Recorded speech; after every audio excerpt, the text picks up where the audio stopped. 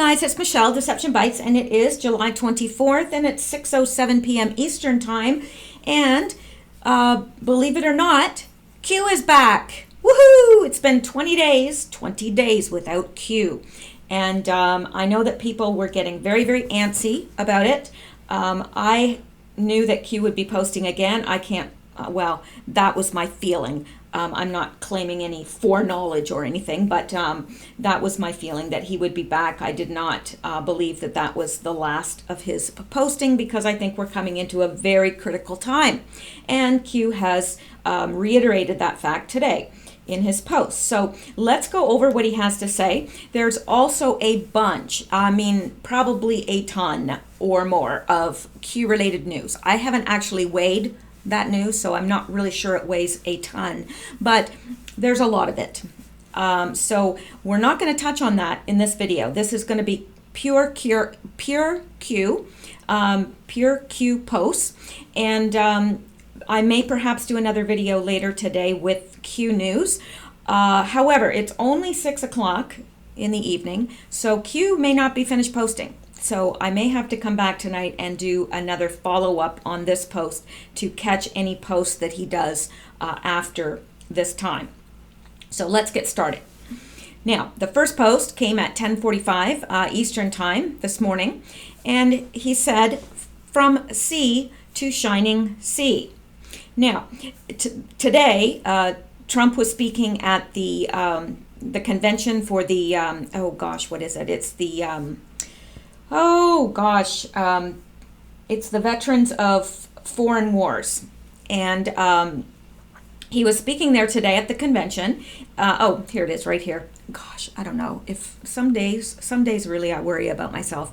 But anyway, a song was played at beginning of Veterans of Foreign Wars convention in Kansas City, which was live today with Trump speaking. And this is a marker, meaning it's additional proof of Q, which Q gives us quite often because there are continued doubters among us. Even among my listeners, I get doubters. So, and I would say that my listeners are pretty, hardcore Q fans, or at least they're following it avidly. Most of you guys are. So, but because there are so many people casting doubt and so much disinformation out there, Q often throws us out markers, and this was one of them. Because Q wrote here, "From sea to shining sea," and Trump, when he was speaking, there was the music from, Lee Greenwood. Thank you, Charlie, by the way. You know who you are.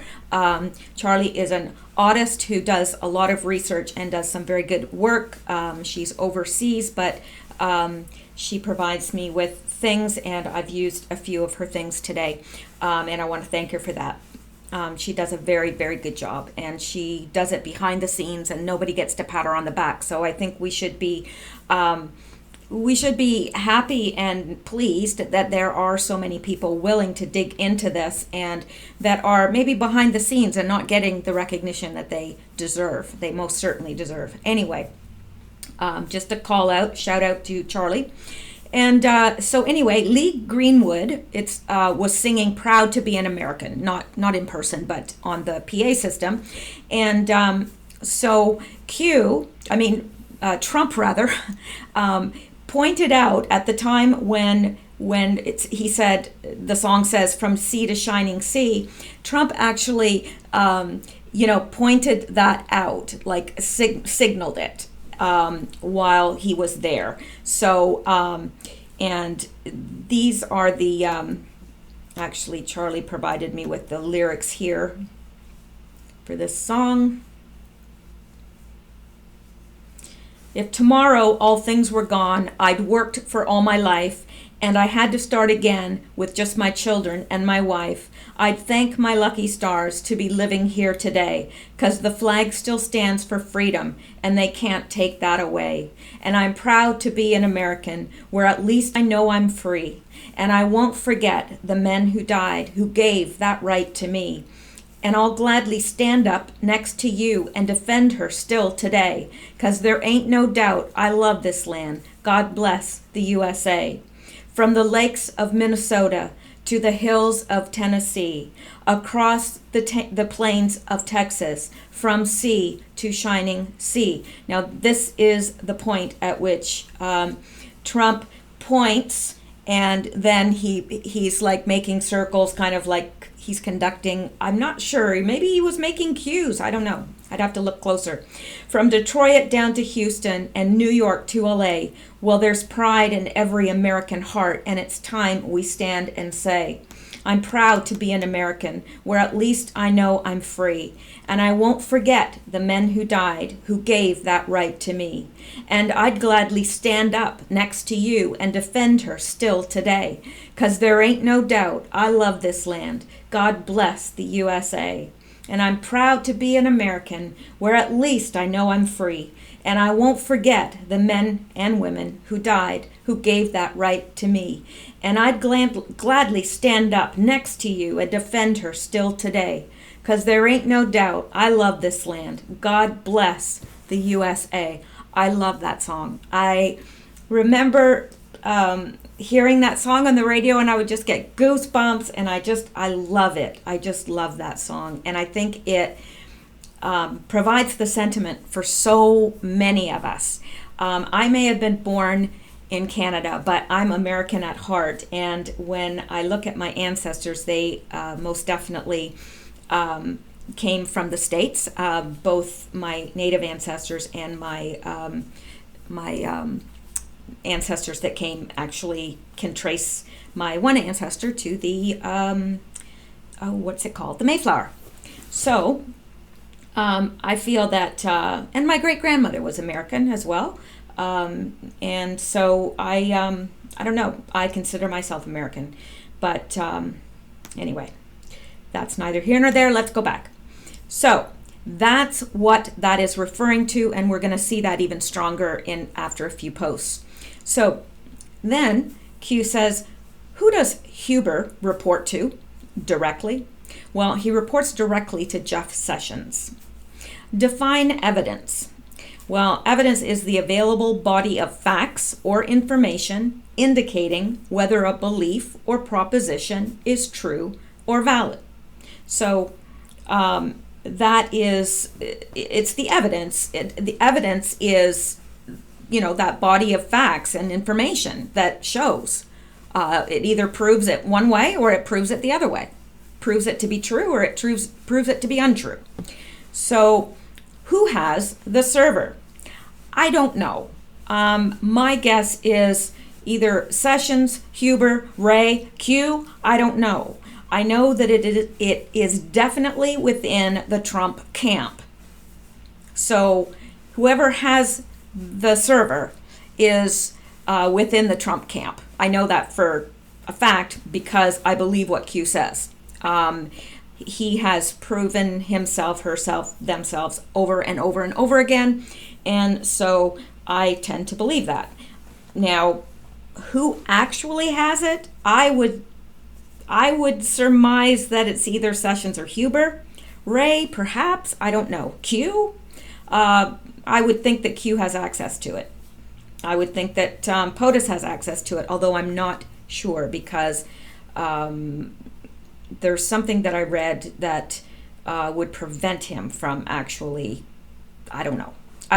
I have to look into that further because I do understand American politics to a point, but I am still learning and still trying to learn more and more about how everything works. I'll tell you one thing, I know a heck of a lot more about American politics than I do Canadian, and Canadian politics are boring. So anyway, why does POTUS continually refer to the server? Well, that's understandable that he would continually refer to the server because it probably strikes fear into the heart of the deep state.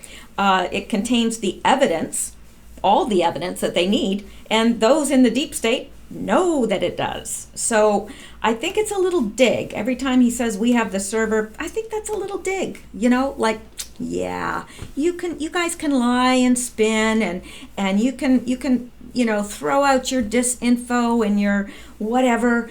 You can think you control the mainstream media, but we have the server. I think that's the kind of the attitude in which it's said. It's like, yep, you think you're all, you think you got it all sewn up because you control the media. Well, we have the server. So that's what I think about that. Now, let's take a look at this. Just because we can. And we will. If my computer will cooperate. I've gone through so many computers since I started with this Q thing. Let me tell you, doesn't even make sense. Well, it does. Jeff Sessions laughs and repeats students' chants of lock her up. I found this quite fascinating indeed. Now, this is just a link that I have provided. I believe I provided this link. Let me see for sure, because I don't want to give you disinfo, because that would make me no better than them. Yeah, this is my link. I thought so, but wanted to be sure. Okay, U.S. Attorney General briefly joins in calls to jail Hillary Clinton. Well, isn't that interesting? And what does that tell you? It tells us a whole lot, actually. Let's take a look.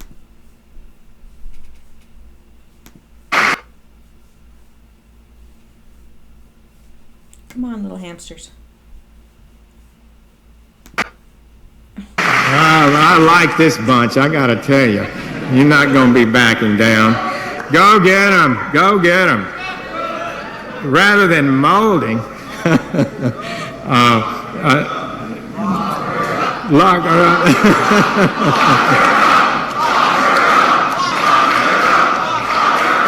Well, so I heard that a long time over the last campaign. So I just think that's interesting. I don't think that I think this is a little bit misleading, because Jeff Sessions and repeat students' chants of lock her up. I think it was more of, he heard their chants and he said, lock her up. But I think it was quite obvious that, to me, that he's in agreement. At least that's how I read that. Not that I'm the be-all, end-all. You guys can comment about what you think, but I think that he's quite in agreement with that, and seems like quite a jolly fellow there. I actually think that I would probably like Jeff Sessions in real life. But again, that's just my opinion. All right. Why does POTUS continually refer to, okay, well, we looked at that already. Refer to the server because it contains the evidence, and it's a little jab at the deep state. POTUS does not speculate. Now, this is not a question. This is a statement. POTUS does not speculate, meaning he either has it or he doesn't. If he says he has it, then he does. And if he has it, then he has most certainly seen the evidence it contains. He is not bluffing. So that's how I take that line. POTUS does not speculate. He's not speculating. He either has it or he doesn't. And he says he has it, right? He says we have it. We have the server. So if he says that, then they do. They have the server. And if they have the server, then they have the evidence on the server, right? Does that not make sense? Meaning he's not bluffing. He doesn't bluff like they do. When he says it, he means it. He doesn't speculate. So I like that. Future proves past, and we've seen that time and time and time again, where the future proves the past. And that's one of the ways that we prove Q as well, because Q will say something and then it happens. Which brings me to the point that when Q wrote this, from sea to shining sea, here, Trump had not yet began speaking at the convention. So how did Q know? If this was a LARP, if this is a LARP, how did Q know that that song was going to be sung? And how did Q know that POTUS would signal at that precise point in the song, from sea to shining sea? How does that work? Because even taking in the time difference, it was still hours ahead. He posted this hours ahead. So, don't know. How do you explain that? You who deny Q. Probably not any of you listening here, but maybe you could ask that of your friends that, say that Q either doesn't exist, is a psyop, or that it's a LARP. Maybe you could ask them that. How did he know? How does he know this stuff? Anyway, moving on. So, future proves past. Who has it all? And I just put Trump et al. Trump's camp. That's who has it all. They do. NSA, I wouldn't say every single person in the Trump camp has it. They don't. Those people that need to see it, have it. Those that need that information, have it. They have it all. Topics stated in past.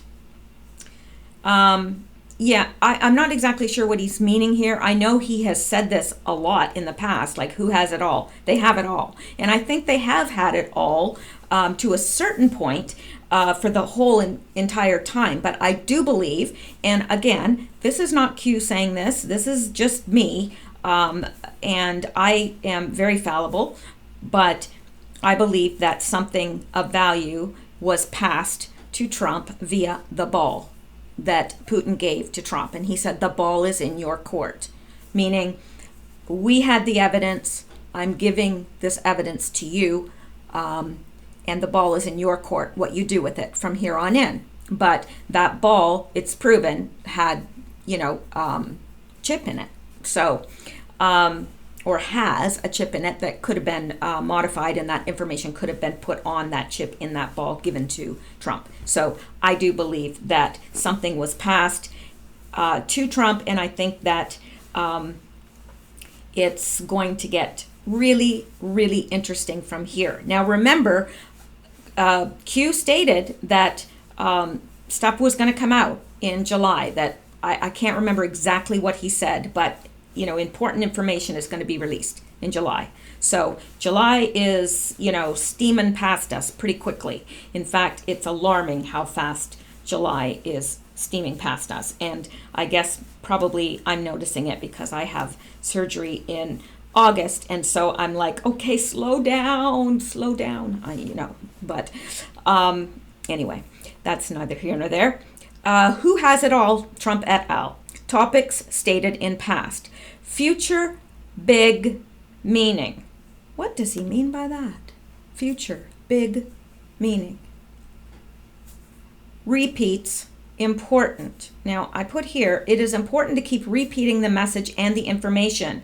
That's why commercials, and I think I've told you guys that I've studied, advertising a lot because I've got a degree in art and so forth, and graphic design, new media, one of my degrees, and I studied this a lot, and it was amazing to me learning about how advertising really works. And commercials repeat key information over and over within within a 30 to 60 second slot, which is what most commercials are at 30 seconds long. Some 60, but most commercials are at a 30-second. They have a 30-second slot, and they repeat the key information over and over again. And you can watch for that in your next commercial. And and repeating is important, and even in terms of disinformation, repeating is important, because that I think it was Goebbels, the propaganda guy for the Nazis, he said if you repeat a lie enough times, it'll be believed. I think that's who originally said that, if I'm not mistaken. So let's take a look at this, because future big meaning. Now, thank you, Charlie, because she is the one that sent me this, and I appreciate this because I think there's something to this, perhaps. The future of big data. Now, We swim in a sea of data, and the sea level is rising rapidly. Tens of millions of connected peoples, billions of sensors, trillions of transactions now work to create unimaginable amounts of information. An equivalent amount of data is generated by people simply going about their lives, creating what the McKinsey Global Institute calls digital exhaust, data given off by a byproduct of other activities such as their internet browsing and searching or moving around within their smartphone in their pocket.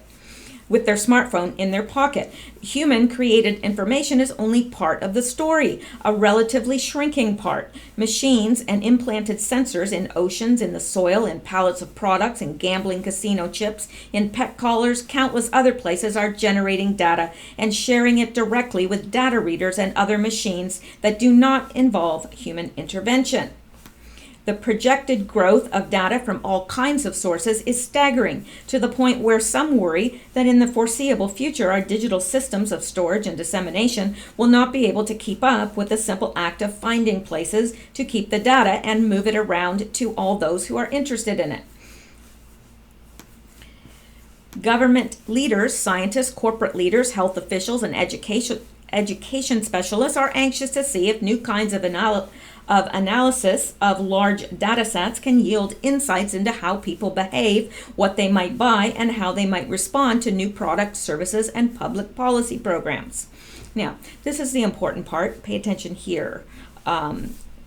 In March 2012, the White House Office of Science and Technology Policy, OSTP, announced a big data research and development initiative reporting that 6 U.S. government agencies would spend more than $200 million to help the government better organize and analyze large volumes of digital data. The project is designed to focus on building technologies to collect, store, and manage huge quantities of data. OSTP wants to use the technology to accelerate discovery in science and engineering fields and improve national security and education, the White House said. How could big data be significant? A 2011 industry report by global management consulting firm McKinsey argued that 5 new kinds of value might come from abundant data. 1. Creating transparency in organizational activities that can be used to increase efficiency. 2. Enabling more thorough analysis of employee and systems performances in ways that allow experiments and feedback.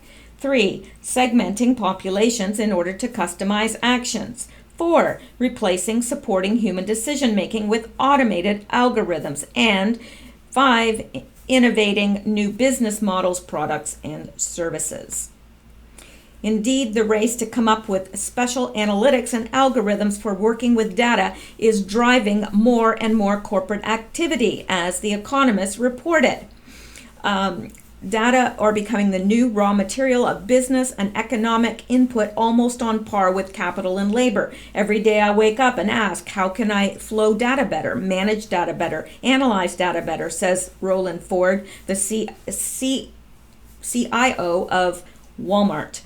Craig Mundy, Chief Research and Strategy Officer at Microsoft, was quoted later in the same story musing about the emergence of the data-centered economy. While enthusiasts see great potential for using big data, private advocates are worried as more and more data is collected about people, both as they knowingly disclose things in such things as their postings through social media, and as they unknowingly share digital details about themselves as they march through life. Not only do the advocates worry about profiling, they also worry about those who crunch big data with algorithms might draw the wrong conclusions about who someone is, how she might behave in the future, and how to apply the correlations that will emerge in the data analysis. There are also plenty of technical problems. Much of the data being generated now is unstructured and sloppily organized. Getting it into shape for analysis is no tiny task.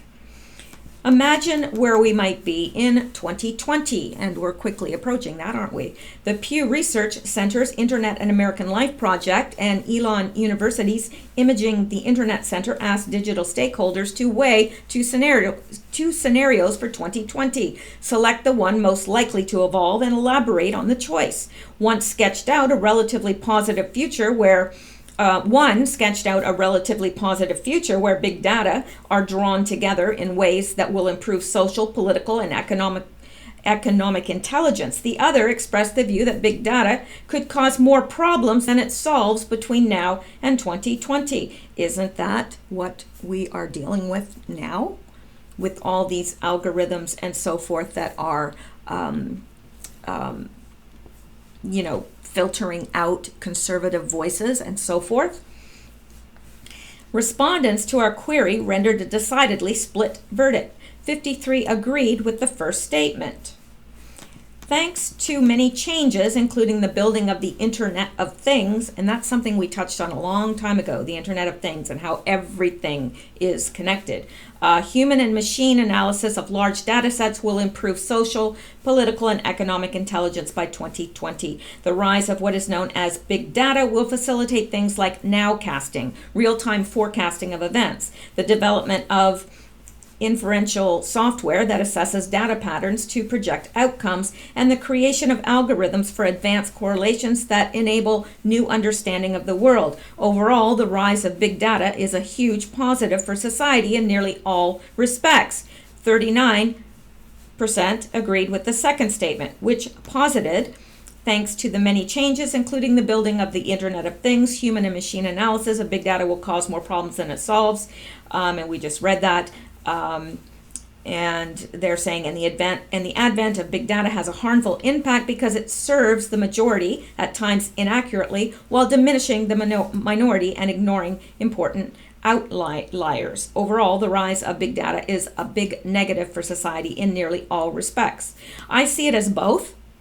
I really do. I see positives and negatives, but right now I'm concerned about the negatives. When I look at people like China, who can pick somebody out from millions and millions and millions of people within seconds, who, your how you behave on social media and whether you jaywalk and all these goes towards a social credit. And if you don't have enough social credit, you can't ride public transit and so forth. If you can't ride public transit and you don't have a car, and that applies also for taxis as well. You can't ride a taxi, you can't take public transit, you probably aren't able to get a driver's license. So how do you get to work? This, I just see a lot of things rising out of this that Q has even warned us about and told us about and informed us about. So respondents were not allowed to select both scenarios. The question was framed this way in order to encourage a spirited and deeply considered written elaboration about the potential of a future with unimaginable amounts of data available to people and organizations. While about half agreed with the statement that big data will yield a positive future, many who choose that view observed that their choice is their hope more than their prediction. A significant number of the survey participants said that while they choose the positive over the negative result, they expect the true outcomes in 2020 will be a little bit of both scenarios. I think it will be more of the negative than it will be of the positive. Personally, I don't know, but that is my feeling, and perhaps that is just being fueled by what I read and what I research. But, that's where I stand. Respondents were asked to read the alternative vision and give narrative explanations for their answers using the following guideline questions. What impact will big data have in 2020? What are the positive, negatives, and shades of gray in the likely future? No, not the book Shades of Gray. Get your mind out of the gutter. What are the positives, negatives, and shades of gray in the likely future you anticipate? How will use of big data change analysis of the world, change the way business decisions are made, change the way people are understood? So I'm not going to go through all this. I'm just not, but there's a lot here. There's a lot here, and I think that the reason that Charlie provided me with this is because, we go back, is this what future big meaning. I don't know. Future of big data. Is it related? It could very well be. And that's why I decided to read it, because I do think it is definitely related to the things that Q has talked about. So I think that there is a possibility that this is related. So anyway, I'm going to go on here from now, or on from here now. Repeat's important, and like I said, it's extremely important to repeat a message if you want it to be remembered, if you want it to be acted on, and if you want it to be believed. This works in the positive and it works in the negative. If you have a negative message, propaganda per se, that you want people to believe, the more times you repeat it, the more times people will think that it's true because of its familiarity. They'll think, oh yeah, that sounds right. I've heard that before. Yeah. So it works in the positive and the negative. And Q says, think Twitter. Now, I'm not exactly sure what he means here in terms of repeats important, but I know that Q continually repeats things over Twitter, things that he may have spoken in public, or things that others may have spoken, whatever. He repeats it through Twitter over and over again, the same messages. Like, for example, the word crooked Hillary. Think about how often Trump uses crooked Hillary. And when you think Hillary now, what do you think? She's crooked. Now, she happens to be crooked, but that could be used negatively too, as it is with Trump, because people are continually saying, oh, he's a liar, he colluded with the Russians, and they just keep repeating it. It's false. It's not provable. Nothing's been proven, but they just keep repeating it. Why? Because the more times they repeat it, the more likely it is someone's going to believe it. And it's true. So both sides are doing the same thing, really. It's just that one is the negative of the other. One is just the negative image of the other. It's like Trump is trying to get a message across. The other side is trying to throw in disinformation, bring up things like Stormy Daniels, which nobody really cares about, and so forth and so forth, so on and so forth. So those awake see, those asleep are blind. Fake news. The propaganda arm of the Democrats and the deep state is failing, and it is. News networks like CNN are failing miserably, and listenership has declined drastically. People are waking up to it and going, yeah, that's probably not true, because they're seeing it time and time again, and they're becoming very obvious with what they're doing. So it's like, I think that they underestimate the intelligence of people. I really do. I think that they thought that those of us on the more conservative side were not very smart. I think they really believe that. But, we can see it, and even those on the left are waking up and seeing it. So, wow, they're getting very obvious. And then Q says panic. Yeah, they're panicking as they can no longer maintain, control, direct, and manipulate the narrative. And that's what they counted on to win. Those that control the narrative control everything. They even control how history is reported, right? Because we know that what is reported historically is not always accurate. Because usually it's the tale told by the victors. Anyway, then Q says silence is golden. Now, not really sure why he said that. He said that before, that silence is golden. But is he talking about silence because Q has been silent for 20 days? Silence is golden? I don't know. Maybe he's saying, well, we left them to their own. Silence is golden. I don't know. I'm really not exactly sure what his inference is here, other than the obvious, but that's it for here, for this post. This was the first post. We're going to go on to the second now, and the second was at 11:38 Eastern Time today, a.m., obviously, because we haven't come up to 11 p.m. yet, and He says, you have more than you know. And then he gives us a link. So let's follow that link.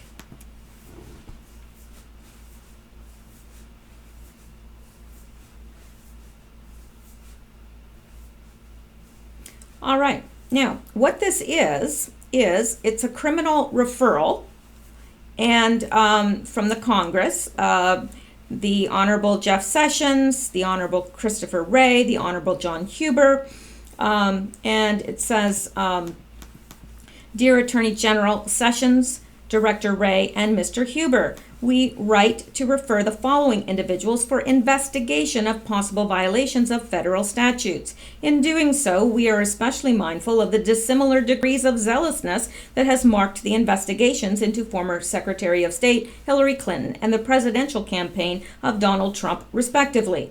Because we believe that those in positions of high authorities should be treated the same as every other American, we want to be sure that the potential violations of law outlined below are vetted appropriately. So what they're calling for is an investigation,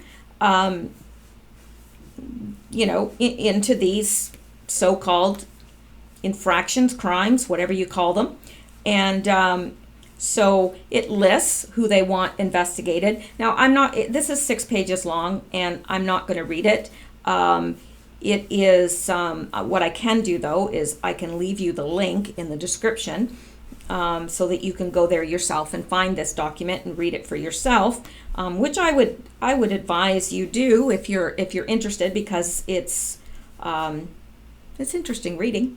So former FBI Director James Comey, of course, and then it goes through his thing. I'll just do the first paragraph so you'll get an idea. On July 5th, 2016, Comey made a statement on the investigation of Secretary Hillary Clinton's use of personal email system, during which he stated, there is evidence that there were extremely careless in their handling of very sensitive, highly classified information. He went on to say, although there is evidence of potential violations of the statutes regarding the handling of classified information, our judgment is that no reasonable prosecutor would bring such a case. Incredibly, this judgment appears to have been made prior to interviewing Secretary Clinton and as many as 17 key witnesses, including Clinton's closest aides. Comey's decision to not seek charges against Clinton's misconduct suggests improper investigative conduct, potentially motivated by a political agenda. Accordingly, we refer James Comey to DOJ for potential violation of 18 U.S.C. 1505 and 1515B. Okay, so, and it goes on. It details all of this stuff. And then we've got Hillary Clinton. And it details all of that. Loretta Lynch. This is a short one. I'll read it. With regard to former Attorney General Loretta Lynch, we raise concerns regarding her decision to threaten with reprisal the former FBI informant who tried to come forward in 2016 with insight into the Uranium One deal. Accordingly, we refer Loretta Lynch to DOJ for potential violation of 18 U.S.C. 1505 and 1515B. And then we have Andrew Mccabe. With regards to former acting director of FBI, Andrew Mccabe, as reported by the New York Times, Attorney General Jeff Sessions has said that during the internal Hillary Clinton investigation, Mr. Mccabe lacked candor, including under oath on multiple occasions. The report went on to say that is a fireable offense, and Mr. Sessions said that career apolitical employees at the FBI and Justice Department agreed that Mr. Mccabe should be fired. And it goes on from there. Then we've got FBI agent Peter Strzok and FBI counsel Lisa Page, and that goes on for a while. And then we have the signatures of Ron DeSantis, Andy Biggs, Dave Bratt, Jeff Duncan, Matt Gaetz, Paul Gosar, Andy Harris, and Jody Heiss. And Todd Rokita, Claudia Tenney, Ted S. Yoho.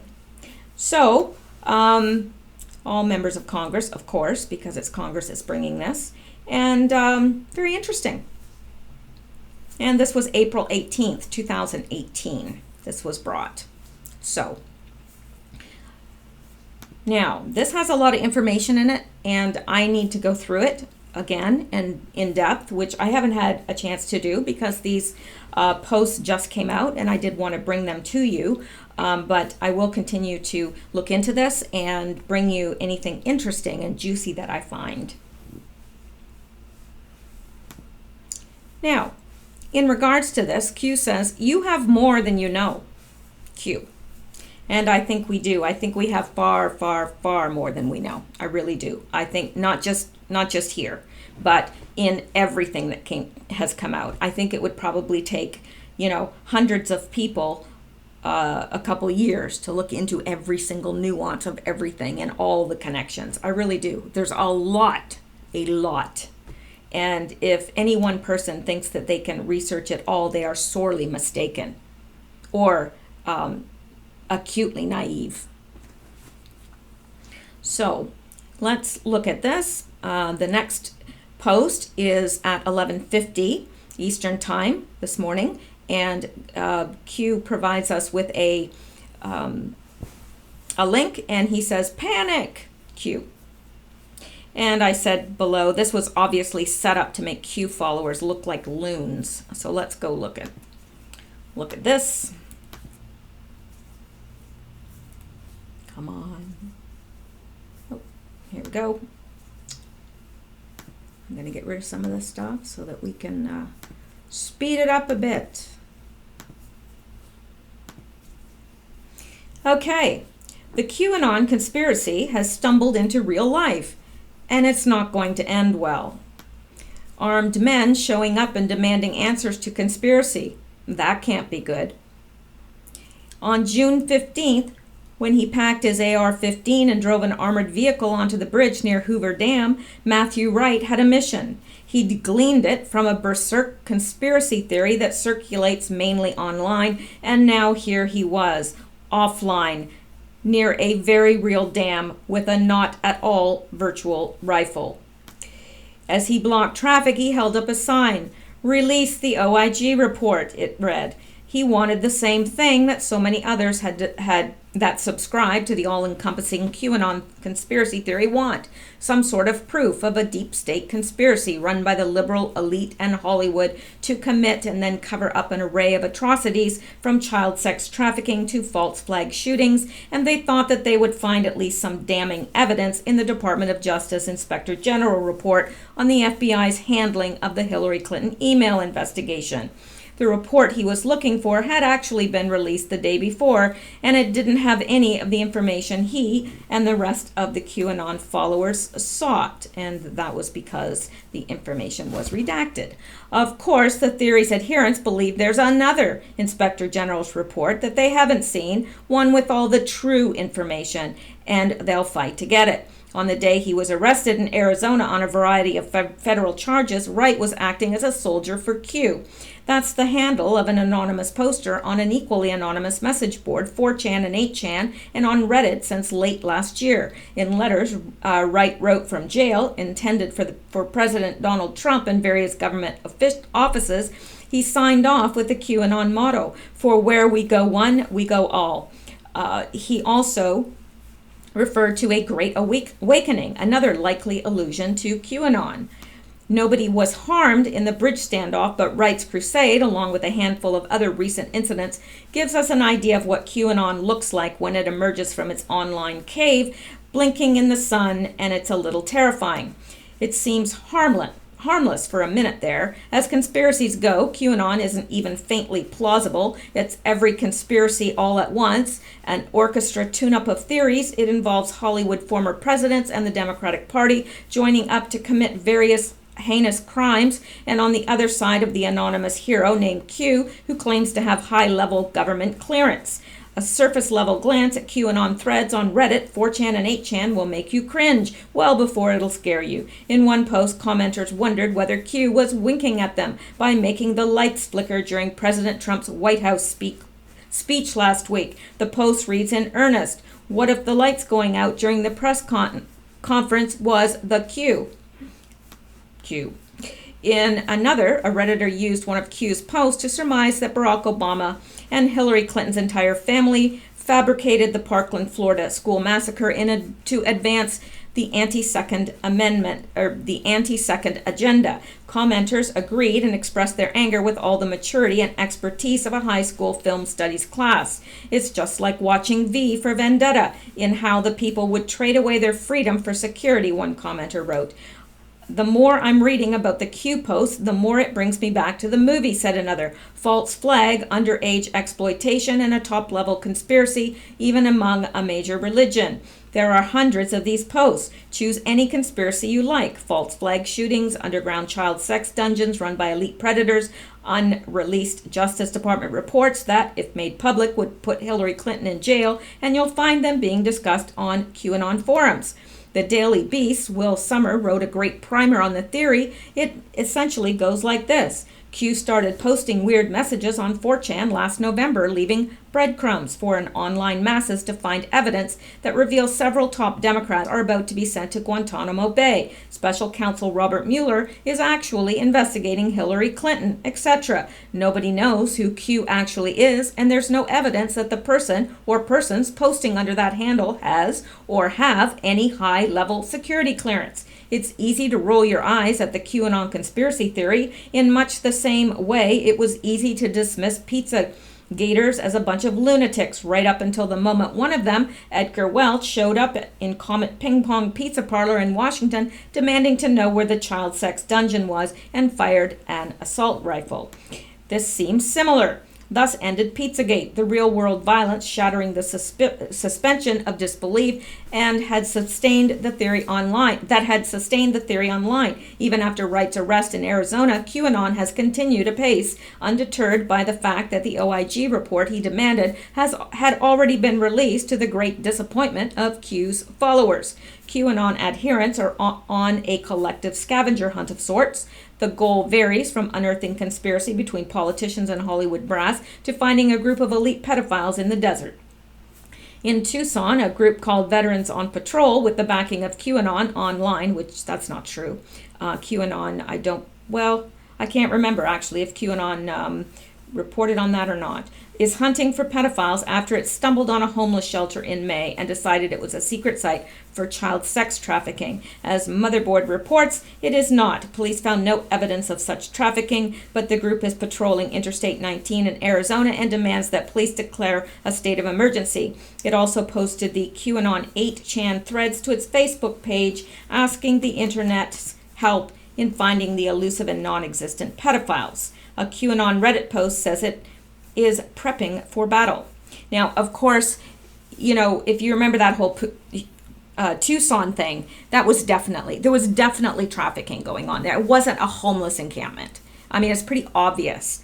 Of course, another real-life QAnon mission brings another arrest. The founder of Veterans on Parole, Michael Lewis, Arthur Mayer, was collared on Sunday after sheriff's deputies saw a YouTube video in which he was rifling through private property in his hunt for non-existent pedophiles. He was arrested on suspicion of trespassing, along with the charge of failure to appear in court on July 17th for an unrelated assault charge. Now, it goes on, and I don't think it's necessary to go on.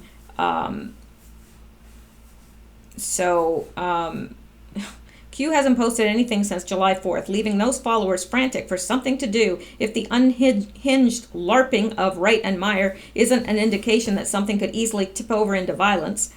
And then it says, update, Q has returned. Now, you know what's happening here. I know that you guys are too smart to not know what's happening there. And that whole setup with the guy on the Hoover Dam, that was set up. It was probably a false flag made to do exactly what it did. Make Q look like it's a loony conspiracy theory that,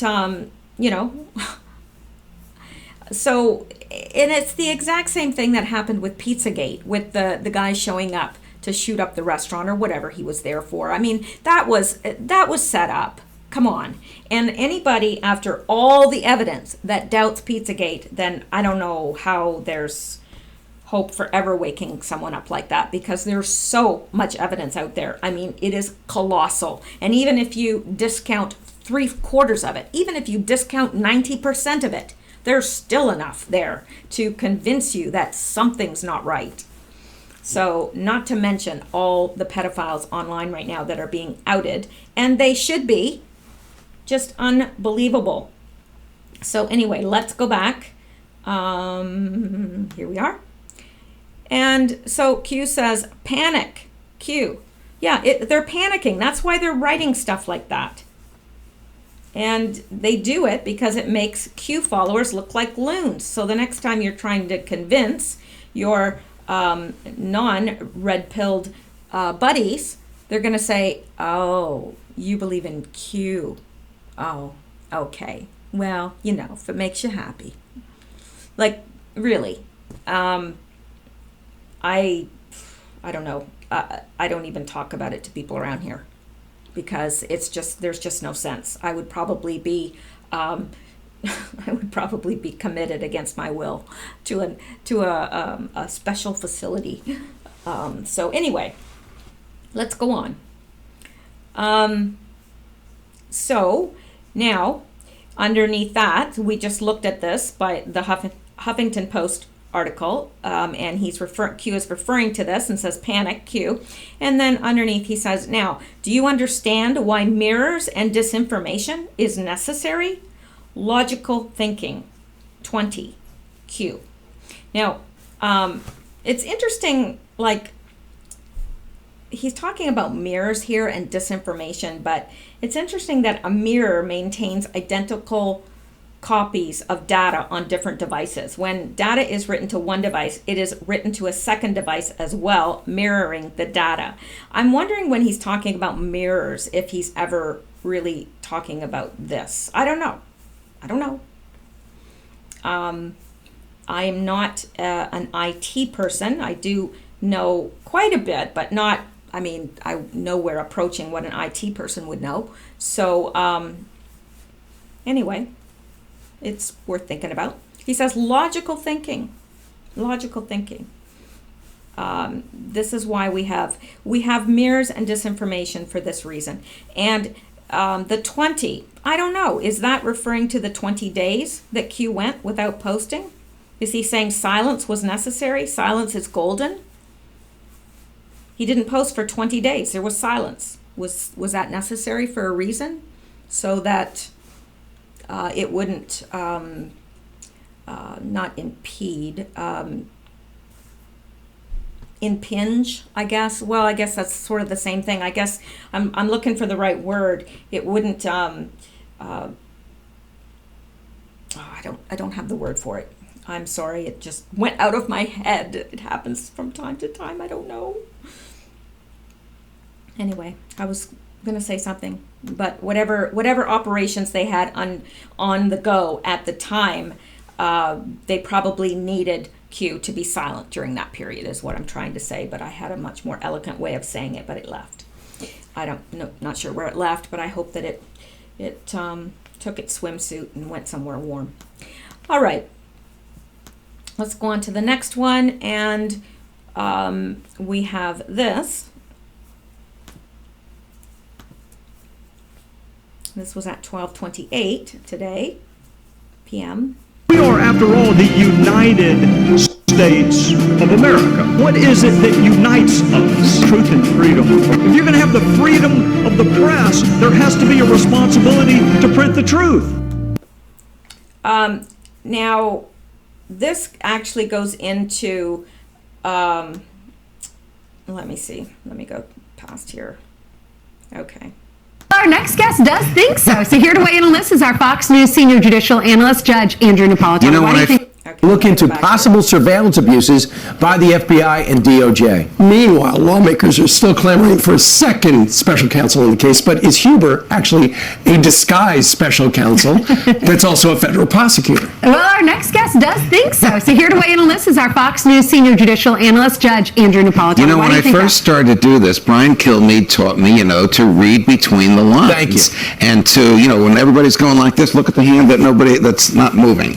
Kidding, of course, but deference and respect to you. So look, the Attorney General appoints the Chief Federal Prosecutor for Utah to investigate three things: the exoneration of Mrs. Clinton before all the evidence was in, Right. the exoneration of President Clinton and Secretary Clinton on Uranium One before all the evidence was in, and the abuse of Fisa by the FBI and the DOJ. So this guy is in Utah. If he comes to Washington, D.C., and gets a half dozen federal prosecutors assigned to him and a dozen or so FBI agents assigned to him, he is a de facto special counsel. Sure. He's doing what needs to be done. He'll impanel a grand jury. They'll present evidence to the grand jury. The grand jury will issue subpoenas. If the subpoenas don't work, they'll go to a federal judge and get a search warrant. That's the way it's supposed to work. If he stays in Utah, he cannot impanel a grand jury in Utah Of course not. to examine something that happened in D.C. All the evidence is in D.C. You're examining NSA, FBI, DOJ, present and past. The Utah grand jury does not have jurisdiction over events in So D.C. he's going to make a road trip. Correct. He will be toothless if he stays in Utah. Remember what Comey did when they investigated Mrs. Clinton. Where was the grand jury? There wasn't one.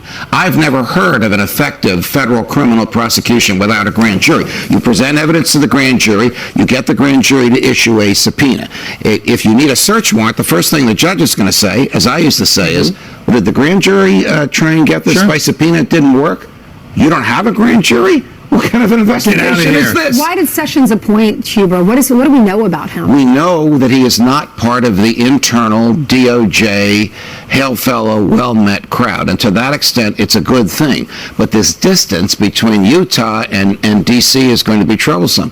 And if you read the letter that Jeff Sessions sent, it said he's going to stay in Utah. He cannot, from Utah, run a grand jury and an investigation 2,500 miles away. He could use some of Mitt Romney's miles, because he's got to stay in Utah and Mitt can't travel as much. All right, so Robert Mueller, let's go back to that investigation. So what do you think about the accusation that he's not being transparent enough about his investigation and his approach? I thought secret was his goal. Yes, I We're gonna disagree stop with there that. because it's getting into a different subject here, and I don't believe that that's what Q is pointing out to us. So now the problem is that Huber is in Utah, and he would have to come to D.C. Now, from how I understand it, and of course D.C. is a cesspool, and so I don't know. I'm still a little bit confused on all this, on how all of this fits together at this point, and I still need to look into this further. But Q is asking us here, does the Freedom of Information Act cover FISA? No, it doesn't, because FISA, as Q is saying here, FISA is the highest level of classified. It has the highest level of classification. Okay, in order to be able to read a FISA document, you have to have the highest level of classified clearance or whatever. So then he says, how did the Freedom of Information Act generate the redacted FISA? And then he put Page, and he's referring here to Carter Page, because that is how it came about. Let's go take a look at this.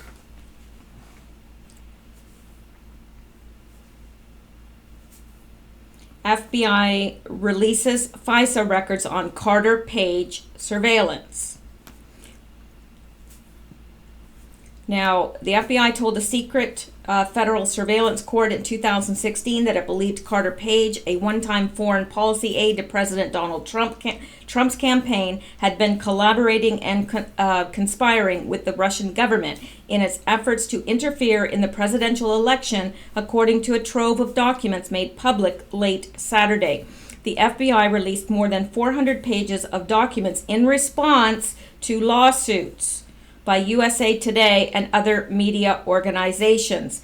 It was the first time the government had made public copies of top secret applications seeking wiretaps of an American under the Foreign Intelligence Surveillance Act, which are among the government's most closely held intelligence secrets.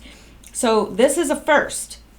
And they were released in response to lawsuits by USA Today and other media organizations. So these were, that's why they were released, and they were redacted. Swaths of records released Saturday were blacked out because the FBI said they remain classified, including details about why the FBI believed Page was participating in Russia's election meddling. But the fragments of records the government made public offer a rare window into one of the earliest phases of the investigation into the possible ties between Russian meddling and the Trump campaign, which has cast a shadow over the first years of Trump's administration. In those applications, FBI agents said they had amassed evidence that the Russian government's efforts to influence the 2016 U.S. presidential elections were being coordinated with Page and perhaps other individuals associated with Trump's campaign. Let me just take a drink of water here.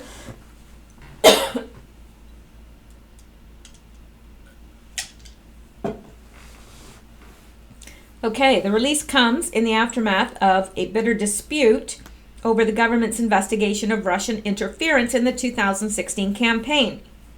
Trump and Republican lawmakers have accused the government of abusing surveillance laws to monitor Trump's campaign, a charge Justice Department officials have disputed. Trump on Sunday used the document released to criticize the Justice Department's handling of the Russia investigation, which he once again described in a tweet as a witch hunt against his administration.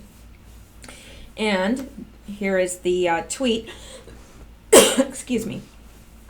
Congratulations to @Judicial Watch and Tom Fitton on being successful in getting the Carter Page Fisa documents. As usual, they are ridiculously heavily redacted, but confirm with little doubt that the Department of Justice and FBI misled the courts. Witch hunt, rigged, a scam. Excuse me. I'm not sure where that's coming from.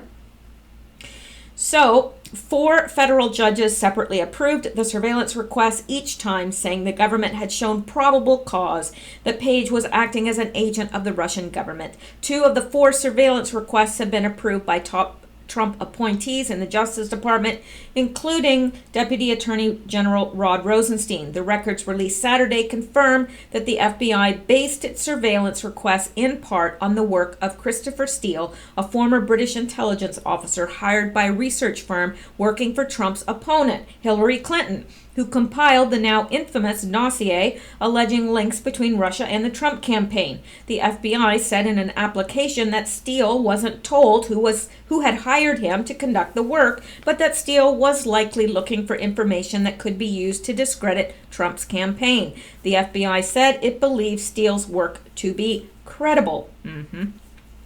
But the records also show the FBI harbored broader suspicions and broader evidence about Page's possible ties to the Russian government. In applying for permission to wiretap him, investigators wrote that Page has relationships with Russian government officials, including Russian intelligence officers. Representative Adam Schiff, the ranking Democrat on the House Intelligence Committee and one of the handful of lawmakers who has previously reviewed the surveillance orders, said the records affirm that our nation faced a profound counterintelligence threat prior to the 2016 election, and the Department of Justice and FBI took appropriate steps to investigate whether any U.S. persons were acting as an agent of the foreign power.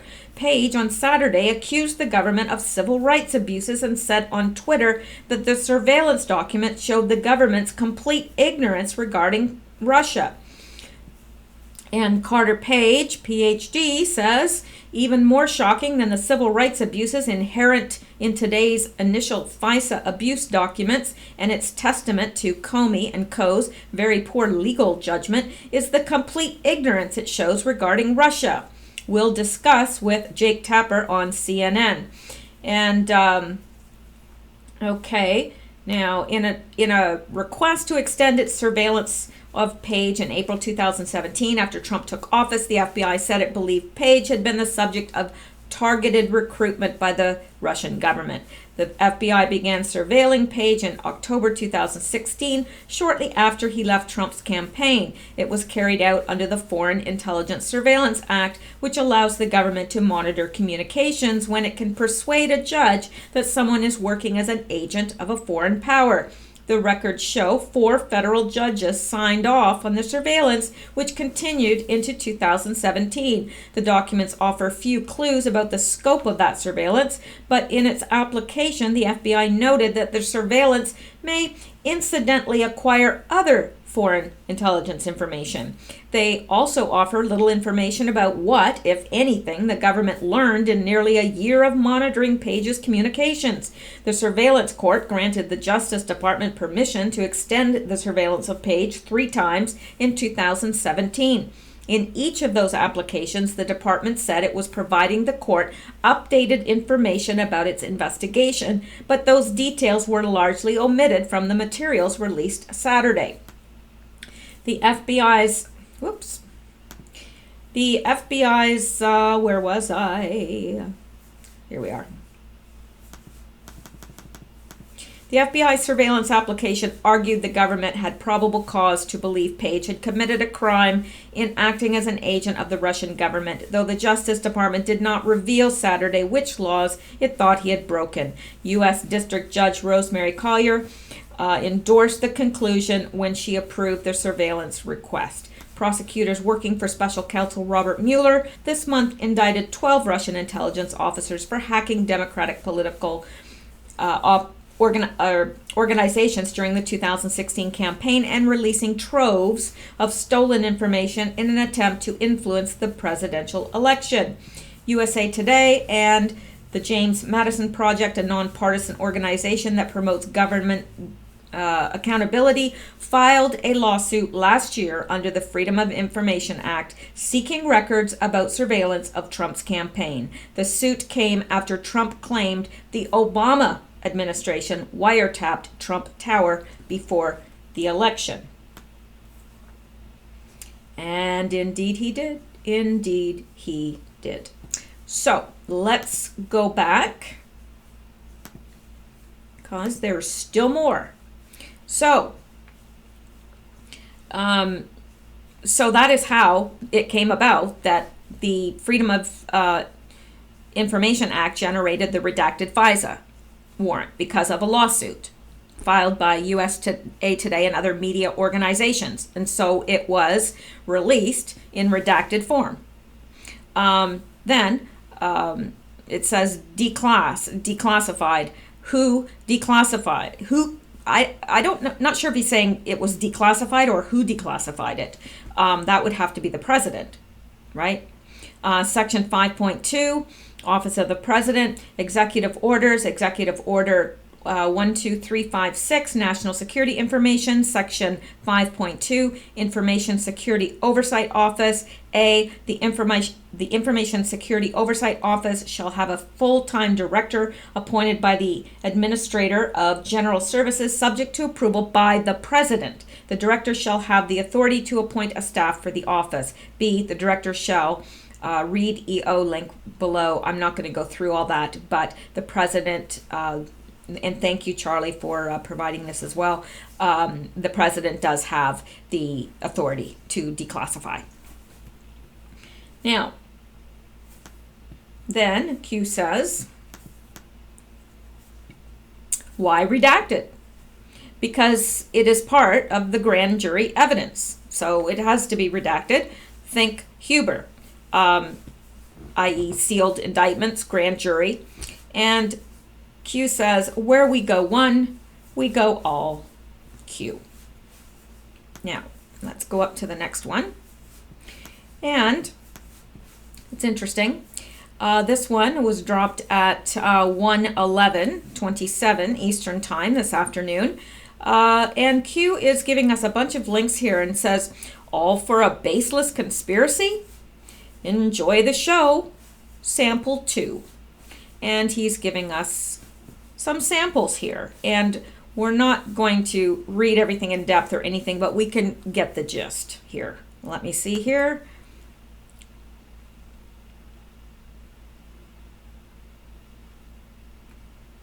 Apple pulls conspiracy theory application from the Appstore.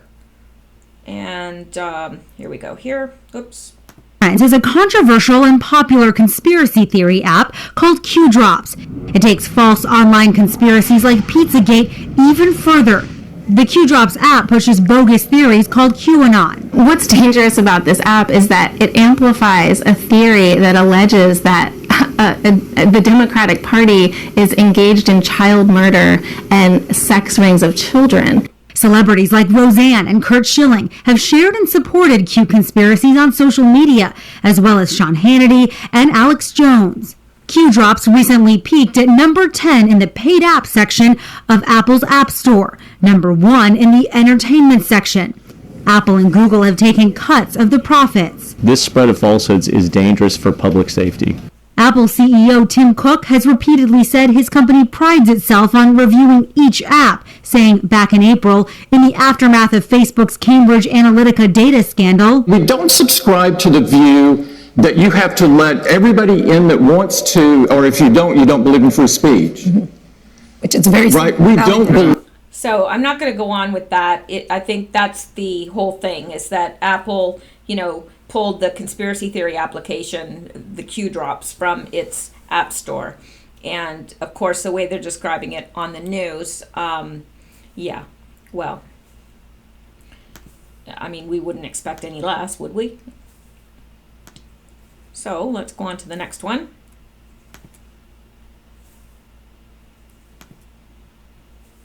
Oops, what did I just do here?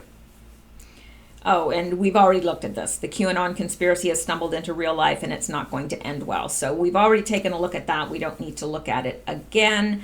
And let's go back here, see what else we have.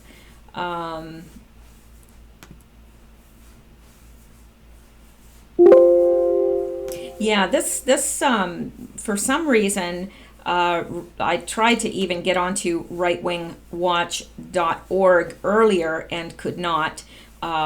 It just won't. I don't know if the site is down. I don't know. But it won't go there. And like the fringe conspiracy theory QAnon, there's plenty of merchandise for sale on Amazon. Shoppers are presented with over 1,000 results when they search Amazon for the term QAnon. Okay, so what? Devotees of QAnon, a far-right conspiracy theory about President Donald Trump's secret war against Hillary Clinton, the so-called deep state, and a fictitious global child sex cabal, are showing their devotion to the cause by buying merchandise, including t-shirts, hats, and jewelry on Amazon.com. Shoppers are presented with over 1,000 results when they search Amazon for the term QAnon, a baseless and convoluted theory that mirrors 2016's Pizzagate conspiracy, which claimed Clinton was running a child sex trafficking ring out of a Washington pizza shop basement and led to a shooting at that restaurant by a Pizzagate believer. Okay, well, Pizzagate never claimed Clinton was running a child sex trafficking ring out of a Washington pizza shop basement. Okay, they did, there is something weird going on there that we know of, but we don't think that Hillary Clinton's down there, whatever. But you know how they have to twist and convolute everything. A variety of t-shirts and hats adorned with Q and white rabbits are available for purchase and free Amazon Prime shipping. QAnon followers can also buy coffee mugs, bumper stickers, mobile phone cases, and grips, pet collars, books, and rap songs, all on Amazon. Several of the products were branded with an Amazon's Choice label, though these labels were removed after an inquiry from NBC News. Amazon declined to comment on the sales. Well, you know what? Wasn't it Walmart that was selling Impeach 45 t-shirts? So I don't have a problem with it. In fact, as a graphic designer, I've actually thought maybe I should design some t-shirts because I think that it's important. It spreads the message. I don't know. I don't have a problem with it if people want to make t-shirts and sell them. They're not putting a gun to anybody's head to buy them. So there you go. That's how I feel. And, of course, NBC's making a big deal out of it and had to contact Amazon about it because they feel as they feel. So let's go back and take a look at what else Q is wanting us to look at.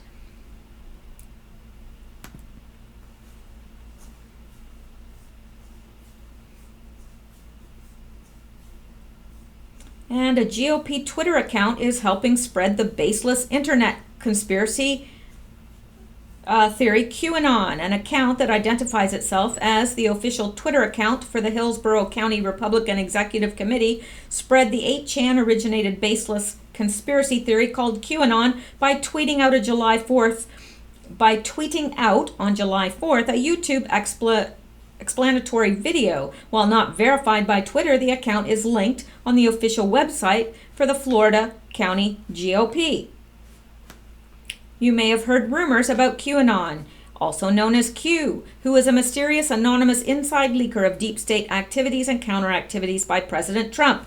This is all a bit cryptic and it's hard to follow for the average person, but it is, and he provides a video. This Hillsborough GOP provides a video, QAnon for beginners. Okay, well, so what? Supporters of the QAnon, also known as the Storm Conspiracy Theory, baselessly believe that President Trump's cryptic October 2017 comment alluding to calm before the storm was in reality a hint at the master plan he has set in motion to kneecap members of the deep state while dismantling pedophilia rings supposedly tied to powerful celebrities and politicians. Well, okay, if that's not true, then why have there been more arrests of pedophiles during his reign than all the other presidents combined? If it's not true. Well, I'm just asking. Anonymous posts on anonymous internet forum 8chan signed by Q, who claimed to be a high-level government insider with Q clearance, set the storm in motion. Trump supporters claim the posts are clues informing the public of Trump's plan, shared on the message board to circumvent what they believe is mainstream media's anti-Trump agenda. Prominent right-wing media figures are increasingly using their public platforms to add fuel to the fire and legitimize the anonymous posts. Breitbart's Kurt Schilling amplified QAnon on his podcast. Both celebrity Trump supporter Roseanne Barr and Fox's Sean Hannity pushed the bogus claims on Twitter, while conspiracy theorist site InfoWars tasked Jerome Corsi with the QAnon beat, only to backpedal when QAnon supporters started attacking Corsi after he criticized Q. Turning Point USA's executive director and Donald Trump Jr. confidant Charlie Kirk also spread bogus statistics seemingly originating in the QAnon universe on a now deleted tweet.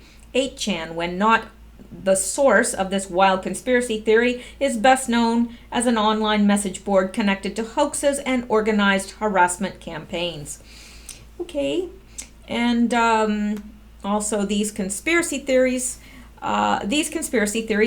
Pizzagate, they're bringing that up again. Oh yeah, here we go. A similar pedophilia focus. They always bring up Pizzagate. Oh yeah, look what happened with Pizzagate. It was all false, and then some guy grabbed a gun and went to the restaurant. That's what's going to happen with Q. Anyway, a similar pedophilia-focused conspiracy theory fueled by far-right media during the 2016 presidential election inspired a shooter to open fire inside a Washington, D.C. family restaurant. Not a family restaurant. Have you seen the stuff that adorns that restaurant? That's no family restaurant. Now, not only can the same happen again, it has already started. A man is facing terrorism charges in Arizona for just recently using an armored vehicle to stop traffic on a bridge near the Hoover Dam. His demands and his letters have both been linked to the QAnon conspiracy theory, and now that conspiracy theory has been endorsed by an element of the Republican Party. Update: the Twitter account of Hillsborough County Republican Executive Committee has deleted its QAnon tweet. So anyway, yeah. If you hear that, that is my cell phone that is vibrating, but I am ignoring it for now. All right, and let's look at this.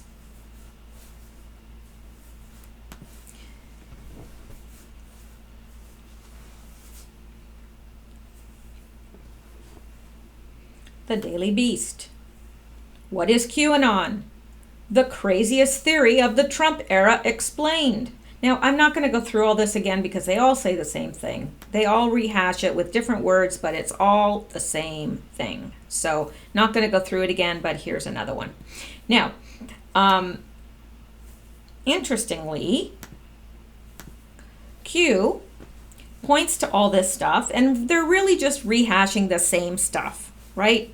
They've all got the same talking points, which means that they're all getting their talking points from the same place because they're rehashing the same stuff, just using a little bit different language. And Q says, maybe all this stuff is all this, they're coming out with all this because something big is about to drop. Something big is about to drop. Big drop. So something's coming. All right? That's why there's this big push to call it a conspiracy. A big push to say that we're nuts and we're inspiring people to do crazy things like take an armored vehicle onto the Hoover Dam or take an AR-15 into a family pizza restaurant. Yes. So, and the reason is because something big is coming. So let's look for that. Let's be on the lookout for that. So the next post is, let's see, Q is referring to this, and let me see what that is again. All right, now to an NBC News exclusive. Apple and Google have vowed to fight fake news and conspiracy theories, but they're also profiting from it. The tech giants sold an app in their stores called Q Drops. Now, this is important. Q Drops is linked to the conspiracy theory chain QAnon, which is described as an offshoot of the Pizzagate fiction, which claimed that Hillary Clinton ran a child sex trafficking ring out of a basement of a Washington, D.C. pizza shop that didn't even have a basement. The app alerts fans and followers when there are new posts. This is the last post from July 4th. Many of the nearly 1,700 posts, by the way, which fans call breadcrumbs, are vague, making it tough to... Okay. So again, I'm not going to go through all this because he just goes through the exact same stuff. And yeah. So let's go back, because this video is already way longer than I wanted it to be. So Q, in response to that, says there is no greater current threat to the American people than the fake news media, the controlled mainstream media. Then he said, study Nazism, compare, contrast Antifa, compare, contrast socialism, push, and there is a real push for socialism. Oh gosh, what is her name? The dim-witted one with the weird eyes that is saying that the reason that the unemployment is so low is because people have two jobs. You can't make this stuff up, I'm telling you. Anyway, I forget her name. Anyway, there is a push for socialism, push for rebirth. Who financed then? Who and when he says push for rebirth, he's saying there's a push for a rebirth of Nazism and socialism. Who financed then? Who is financing now? Dark to light, good wins. Q. Now, I have studied, and I'm sure you have as well, I've studied Nazism a lot, and because I was involved in a cult, I have a book about it. I know that several of you have read it, but that cult really, although they said that they were studying Nazism so that we wouldn't repeat it, they held it up in great esteem. And so when I came out, I studied it in great detail, and I've studied it at the college level, university level as well, many courses in World War II and Nazism and so forth. I've even studied the art of Nazism, in terms of propaganda and so forth. And so I'm very familiar with that. And I think probably many of you are as well. And it does compare with Antifa. And in fact, they have the same slogan, as we have pointed out several times, and socialism. It's all, socialism, Antifa, and Nazism promote aggression, fear, division, and tools, which are just used as tools to gain total control over the population.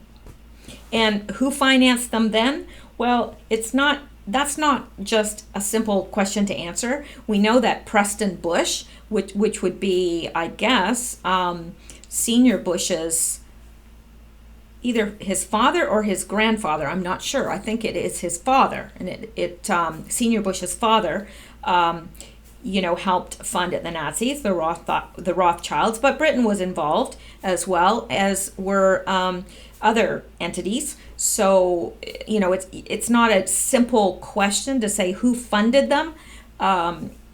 Those pushing for world domination, certainly, but who's financing them now? Well, it's George Soros. We know that. And I'm sure that there are other entities as well, but that is the main financier for them. So anyway, but Q is telling us it's going to be dark to light. Good wins, Q. I hope that's the case. I wish I could be as optimistic as Q. I'm not, but I do indeed hope. Now, this again is this anon is saying Q marker, and he's referring to the from sea to shining sea again. And Q is responding that yes, indeed, that was a Q marker. And he says, we do try, Q. The 119th VFW National Convention is live in Kansas City. Trump is speaking. The convention began with the song God Bless the USA, and Trump signaled from sea to shining sea. This was the Q marker. Now, I do have that, but I'm not going to go out to it. And I'll tell you why. Because that song is copyrighted and I'll get a strike. But what I will do is I'll show you where he does signal here. If I can, let's see here. Why is this not? There we go. Come on.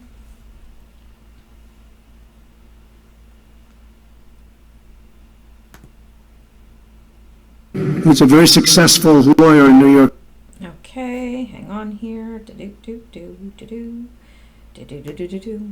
Okay, now it's from at the beginning. Let's see if I can find it here. When he comes out, that song is playing.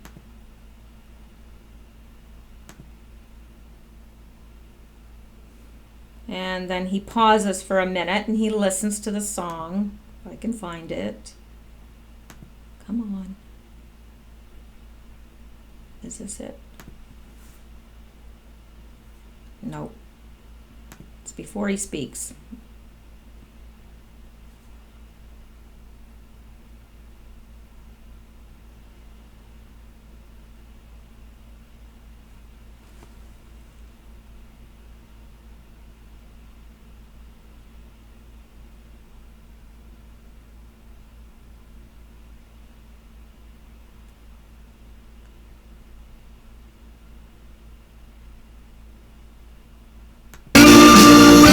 Yep.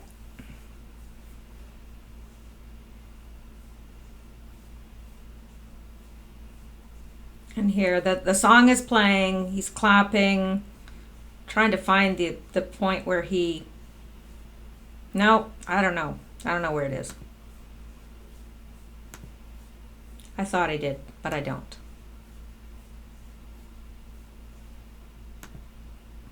I don't know. That's something that you will have to, if you go out and you look live President Trump speech at VFW National Convention, you will find it. This is by Right Side Broadcasting Network, who I think does a good job. And you'll find it, but you'll have to, it's near the front, but again, if I play this, I will get a strike. What do you call it? Yeah, one of them. Copyright strike. That's it. Now, let's go back here. So, Q is saying, yeah, this is a marker. And then we do try. Now, let's go up to the next one. And Q says, you are watching the systematic destruction of the old guard. Power will return to the people. Q. I do believe that we are witnessing the systematic destruction of the old guard. I am hopeful that power will return to the people. But of course, when you destroy an old guard, sometimes the new guard can be worse than the old. Now, don't get angry with me, okay? Because I'm just saying what many of you think, but are afraid to even think or verbalize. But I pray that's not the case. I pray that's not the case. It would have to go an awfully long way to be worse than what we have now. An awfully long way.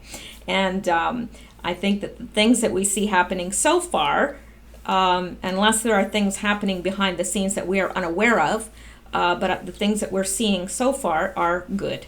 So there's no reason for us to believe at this point it won't continue, but we need to be aware and keep our eyes open and keep our minds open as well. Not so open that our brains fall out, but open nonetheless. Now, this is very nice. Q is saying here, this was at 1:39, and he said, "We saw you. God bless patriots." Now, this is a picture of, or a video rather, and it's from Reddit. And somebody put this, and of them waiting for the, hang on here. Hang on. They're waiting for the Trump motorcade here.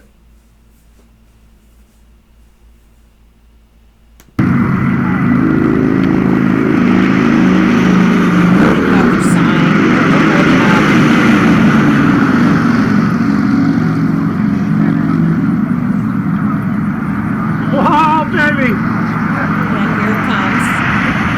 They're getting excited. I would too. I'd love to see that.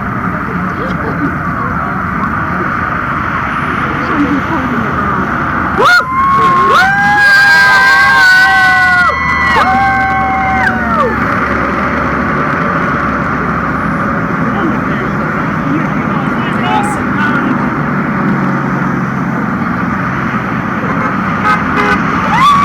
Here's your home.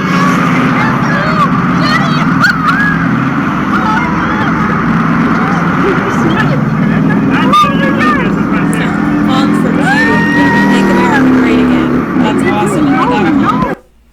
So I think that's I don't know. It gives me. I wish I was there because I love stuff like that. But let's go back and we see that Q is saying, "We saw you. God bless patriots." So I think that's awesome. And then we have this, and Q says, "What a wonderful day. Do you believe in coincidences, Q?"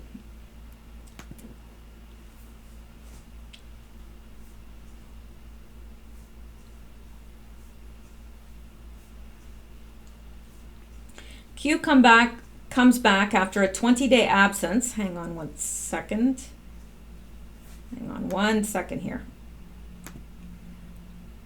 This person says, Q comes back after a 20-day absence to post on the very same day more NXIVM members are arrested. That's another Q-related news that I want to get to, hopefully, in another video tonight if I have time. No coincidences. Haha, no wonder Hillary is getting bigger. She's probably eating her feelings because she's so scared. And this person says, what line in the opening song did POTUS point out just 5 minutes after Q's first drop today? Oh, I guess it was just 5 minutes after. I thought it was actually an hour or so after. But anyway, it was before. And of course, that was From Sea to Shining Sea. And again, I'm not going to, because I'll get a copyright strike. Oh, it's annoying, but we'll see him here signal it. I tried, not that. See, he looks up. He looks up like that with his hands, and then watch what he does. See, that was him signaling.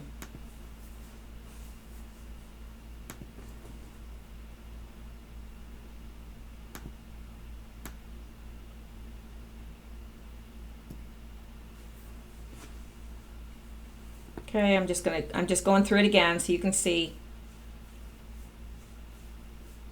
The song is playing at this point. He's pointing to people there just in the front row. He's looking up with his hands drawn as if he's looking to heaven. He's looking out over the audience. Now, that almost looked like a cue right there to me.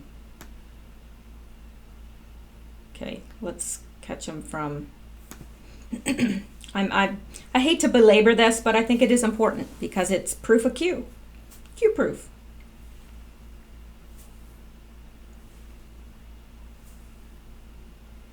Now he walks over here, he looks up.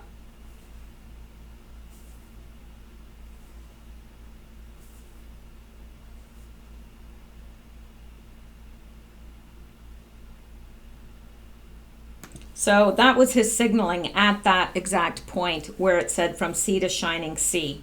So I don't know. I didn't see, it might be interesting to slow it down and see if he did make a cue. I don't know. I didn't pick that up, but maybe he did. But whether he did or whether he didn't, it doesn't matter. It's still pretty cool. So that is it for the post. Now Q may have been posting while I was talking. And there may be lots more posts out there, or there may be none. Let's go take a look quickly so we'll know if we're caught up or not. It is 7:42 p.m. Eastern time right now. This has been a very long video, and I do apologize to you. I don't like to make them go that long, but sometimes it's necessary. And let me see here. I want to make sure that we are caught up, and if we're not, I will try to come back and finish them up later this evening. We are caught up.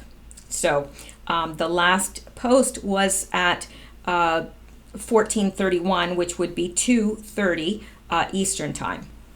So we are caught up as of now with all the posts. But again, I would like to come back later and bring some Q related news if if Q does not end up posting more this evening, because there's a lot of stuff and I really want to keep up on the most important stuff at least.